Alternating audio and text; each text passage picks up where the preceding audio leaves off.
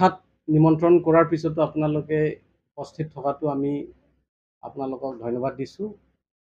সংবাদ মাধ্যমসকল, পোনপ্ৰথমতে মই আপোনালোকক পৰিচয় দিব বিচাৰিছোঁ। আমাৰ spokesperson BJP east Karbi আংলঙত চমাংক্ৰ ডাঙৰীয়া, স্পক পাৰ্চন চালবৰ বে ডাঙৰীয়া আৰু media cell in charge Longkiri Tisso ডাঙৰীয়া, প্ৰমুখে আমাৰ মিডিয়া চেয়াৰমেন আমাৰ বিদ্যা সিং ৰংপি ডাঙৰীয়া আৰু আমাৰ ৱেষ্ট কাৰ্বি আংলঙৰ ডিষ্ট্ৰিক্টৰ বিজেপি স্পক পাৰ্চন সাৰ্থিক ৰামছা ডাঙৰীয়া আৰু মোৰ নাম লাইচান ইংলিং। আমি আজি আপোনালোকক নিমন্ত্ৰণ কৰাৰ উদ্দেশ্যটো আছিলে যে কিছুমান দুই এজন ব্যক্তিয়ে কাৰ্বি আংলঙৰ এটা ইছ্যু লৈ পেলাই সেই ইছ্যুটো তেওঁলোকে জীয়াই ৰাখিব বিচাৰে, তেওঁলোকে সমাধান কৰিব নিবিচৰা তেনেকৈ আমি দেখিবলৈ পাইছোঁ।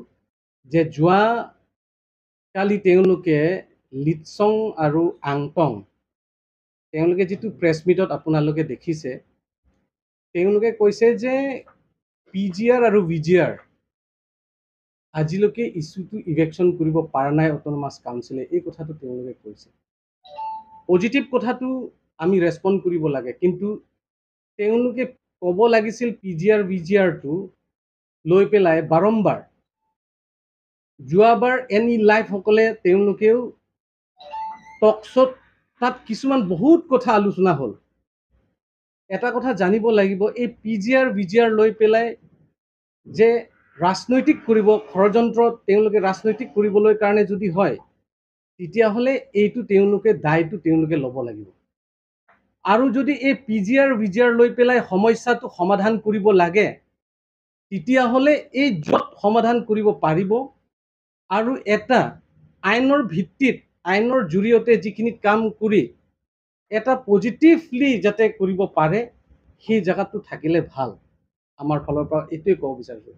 কিয়নো PGR VGR কথাটো কাৰ্বি সাহিত্য পৰিষদে আমাৰ লিডাৰ ডক্টৰ তুলিৰাম ৰংহাং ছাৰে পদক্ষেপ লৈ থকা অৱস্থাত এটা হাম্বাৰহে পৰিছে, বাধাহে প্ৰয়োগ কৰা আমি দেখিবলৈ পাইছোঁ। কিয়নো যে ইয়াত ফায়াৰ কমিটি গঠন কৰিছে, তাত বিভিন্ন দল সংগঠন আছে, ছাত্ৰ সংগঠন, যুৱক সংগঠনবিলাক আছে, তাতো নিমন্ত্ৰণ কৰিছে, তাত তেওঁলোকে থাকিব নিবিচাৰে।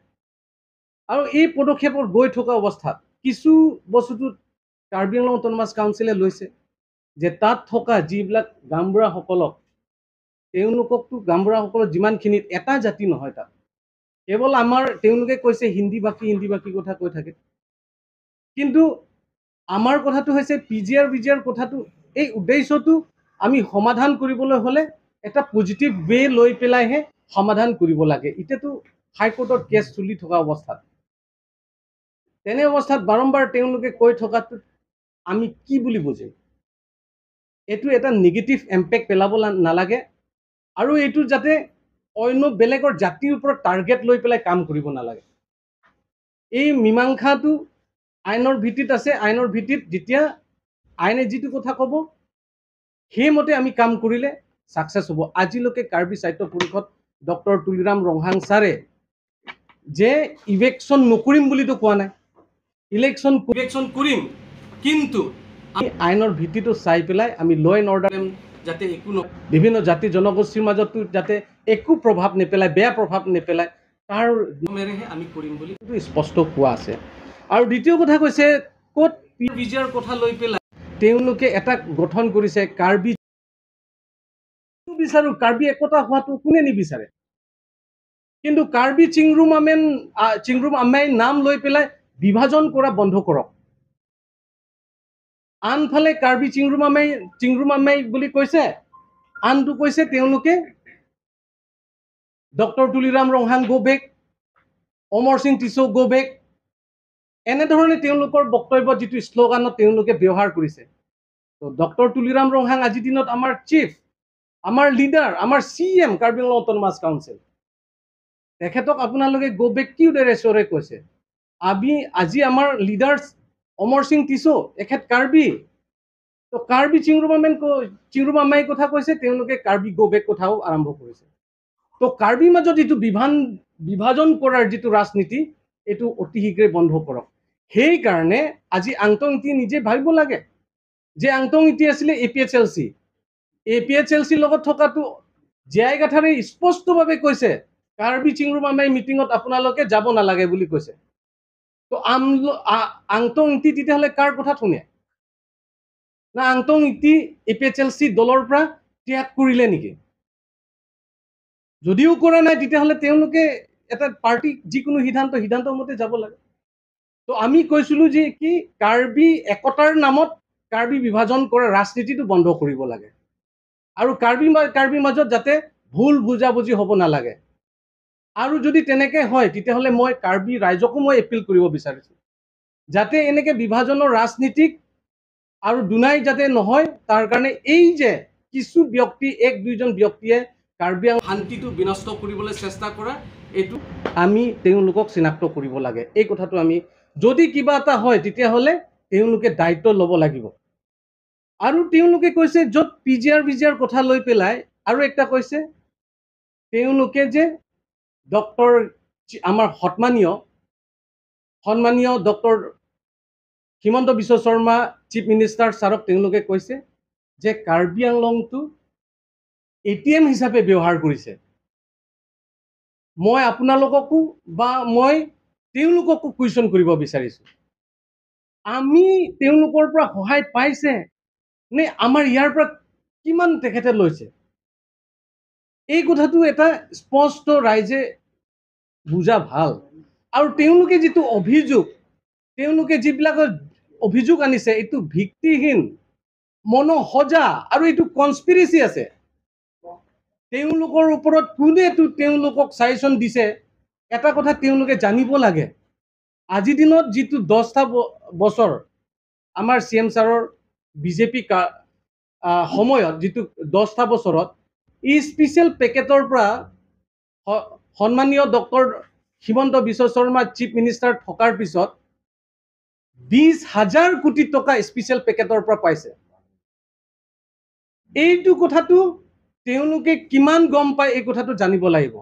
আৰু দ্বিতীয় কথা আটাইতকৈ তেখেতে কাৰ্বি আংলঙৰ কাৰণে একটা মানে নতুন এটা উন্নয়নৰ পথত আমাক আগুৱাই লৈ যোৱা এটা ৰাস্তা বুলি আমি পাইছিলো। কিলে আজি ধৰক মই আমি যিটো দেখিবলৈ পাই আছো তেওঁলোকক যে তেওঁলোকে আৰু এটাটো হৈছে আংটং ইটি APHLC পাৰ্টি ফালৰ পৰা তেখেতক হয়তো চাগে কালি পুৰহিমান হয়তো চাগে তেখেতক বৰখাস্তও কৰিব পাৰে সেইটো নাজানো। কিন্তু তেওঁ মানে APHLC প্ৰতি এতিয়ালৈকে কোৱা দেখা নাই। সেকেন্ড কথা হৈছে যিটো লিডছং যোৱাবাৰ নিৰ্বাচনত দুজনতো প্ৰতিদ্বন্দ্বিতা কৰিছে।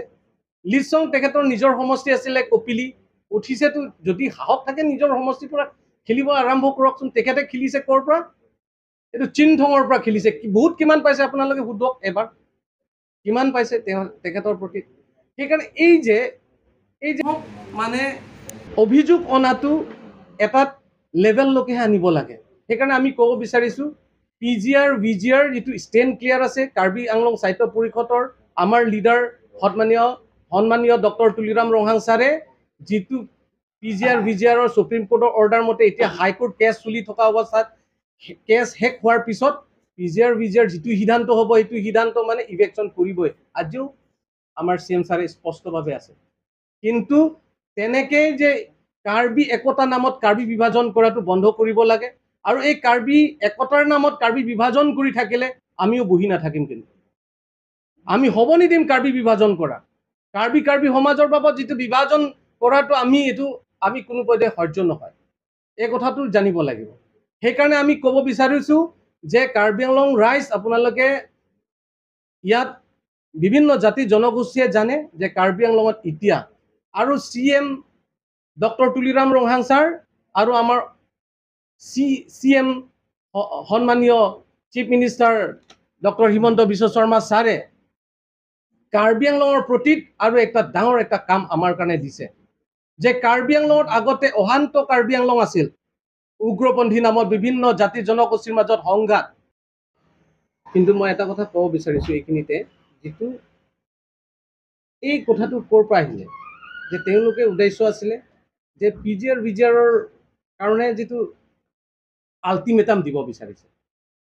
এই কথাই কৈ আছিলে যোৱাকালি প্ৰেছ মিটত, আল্টিমেটাম দিয়াৰ কথা কৈ আছিলে। আল্টিমেটামটো এটা আমি বা আপুনি দিব নোৱাৰে। আল্টিমেটাম আল্টিমেটলি ক'ৰ পৰা আহিব? কেছ চলি থকা অৱস্থাত হাইকোৰ্ট যদি ৱাৰ্ডিক দিয়ে, হাইকোৰ্ট যদি মানে সিদ্ধান্ত আহে, সেইটো হিচাপত আমি চাব লাগিব। সুপ্ৰিম কোৰ্টে যিখিনি কথা কৈছে, এতিয়া হাইকোৰ্টে যিখিনি কথা কৈছে, এইখিনি কথা চাই পেলাইহে আমি আগুৱাই যোৱাটো ভাল। যদি আমি এতিয়া মোৰ ইচ্ছা অনুযায়ীয়ে কাম কৰিব লাগে বুলি ক'লেতো নহ'ব। সামগ্ৰিকভাৱে চাব লাগিব। তাততো মানুহবিলাকহে আছে, বেলেগতো নহয়। সেই মানুহসকলকতো সংস্থাপনৰ কথা কি ব্যৱস্থা কৰিলে ভাল হয়, তাক উচ্ছেদ কৰিলে কি ব্যৱস্থা থাকিব, তাত কি চিটুৱেশ্যন হ'ব পাৰে, এই কথাও চাব লাগিব। সেইকাৰণে মই ভাবোঁ ল' এণ্ড অৰ্ডাৰটো তেওঁলোকে মেইনটেইন কৰিলে ল' এণ্ড অৰ্ডাৰ ইমান নিগেটিভলি নক'লেহেঁতেন। মই আৰু বেছি মানে সোমাব বিচৰা নাই ল' এণ্ড অৰ্ডাৰ ক্ষেত্ৰত। কিন্তু তেওঁলোকে হয়তো চাগে মানে ক'তবা নহ'লে ক'তবা কিবা এটা হৈছে, এইটো ক্ষেত্ৰত ওৱান চাইডেড নহ'ব পাৰে, কিন্তু এইকেইটাৰ ক্ষেত্ৰততো ইনকুৱাৰী কৰিলে ভাল হ'ব। মই বেছিকৈ মুখ খুলিলেতো আইনৰ ভিত্তিত ঠিক নহ'ব।